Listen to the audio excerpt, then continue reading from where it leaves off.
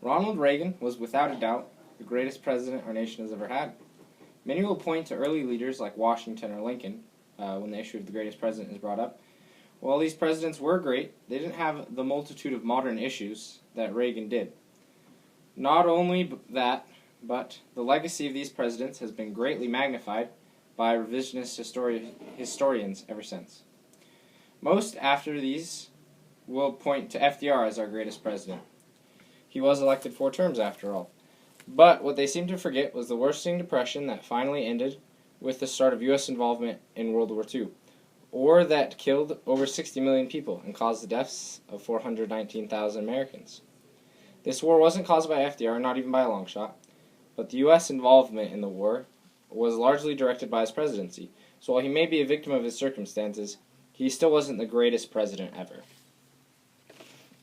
Ronald Reagan was born to a poor family in northern Illinois. He later worked his way through Eureka College, graduating in 1913. Shortly after, he moved to Hollywood and became a successful actor.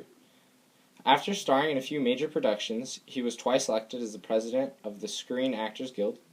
Following a few more years, he left the Democratic Party and was elected governor of California as a conservative Republican. During his successful tenure as governor, he turned a budget deficit to a surplus, and then later he twice unsuccessfully attempted to gain the Republican nomination for president. Those failures led him to win the nomination in 1980, and to later beat incumbent President Jimmy Carter. To begin his first term, he implemented a series of political and economic initiatives dubbed Reaganomics.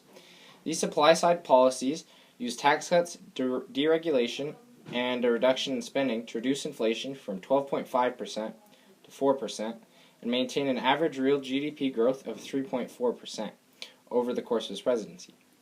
These controversial policies proved successful and helped make the 1980s a prosperous decade for all. In addition to his economic policies, he helped fight the growing drug problem which had ruined so many lives during the 70s.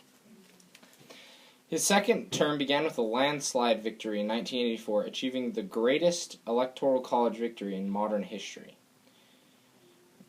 His second term was dominated by his devotion to foreign affairs. With growing tensions in the Middle East and the increasing tempo of the Cold War arms race, he participated in peace talks with Russia, which led to the INF Treaty. This pressure he exerted on the Soviet Union has often been credited with the collapse of the Soviet Union that occurred after his presidency. Just 10 months after his speech, where he asked Mr. Gorbachev to tear down this wall, the Soviet Union conceded and tore the Berlin Wall down, allowing Germany to begin essential healing. He left the presidency with an approval rating of 68%, one of the highest in modern history, and a tradition of modern conservatism that many of the following presidents tried to imitate.